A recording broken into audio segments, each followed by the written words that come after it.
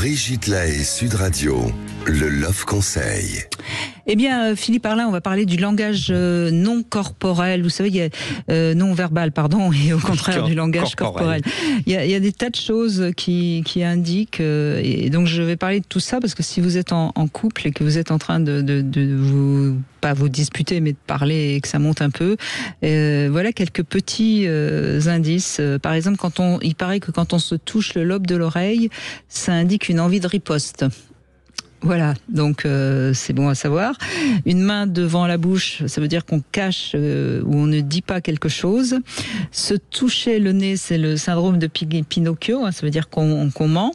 Quand on se touche les cheveux, et ça c'est très féminin, c'est un besoin de se rassurer. Quand on se touche le menton, c'est plutôt un signe d'agacement.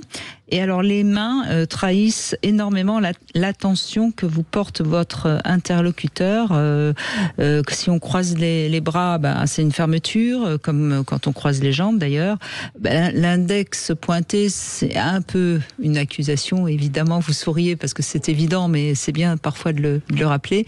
Tiens, vous venez de vous toucher le nez. Non, mais volontaire. Là, oui, je vais vous mentir après, vous allez voir. Alors allez-y, mentez-moi. Non, mais tous ces gestes sont importants et j'ai juste envie de rapporter quelque chose, un tout petit plus. Quand on dit quelque chose à l'autre, mais que dans notre corps, le langage du corps dit l'inverse, ce que l'autre entendra, c'est le langage du corps. Bien sûr, ça prend toujours le dessus. Ouais. Voilà. C'est-à-dire, vous aurez beau dire « je t'aime », si dans le langage de votre corps, les signaux qui sont envoyés ne sont pas en accord avec ces paroles, les paroles n'auront aucun intérêt. De même que si on dit des choses agressives ou etc., mais que tout dans le corps, il y a quelque chose qui sourit. Ça, c'est rare. Hein. Oui, c'est rare, mais bon, rare. On se rendra bien compte que ça fait pas très peur.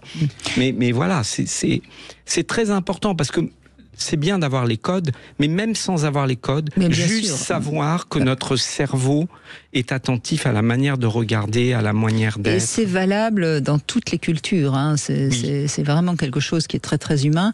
Et moi, je vous donne un petit conseil en plus. Si vous êtes au restaurant ce soir ou ce week-end, amusez-vous, si vous êtes en couple, à regarder les autres couples. Et la manière dont ils ont les épaules vers les uns vers les autres, ou au contraire déjà un petit peu... Et c'est très révélateur de l'intérêt qu'ils se portent. Comptez ceux qui sont déjà sur leur téléphone aussi. Oui, ça, c'est...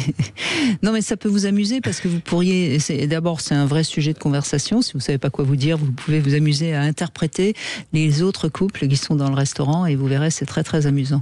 Mais moi, je me fais taper sur les doigts parce que moi, je suis tellement curieux de ça, parce que ça m'intéresse, que je regarde plus les tables d'à côté que la personne avec qui je mange. Et là, à juste titre, je me fais rappeler à l'ordre. C'est normal, c'est pas bien. Bon.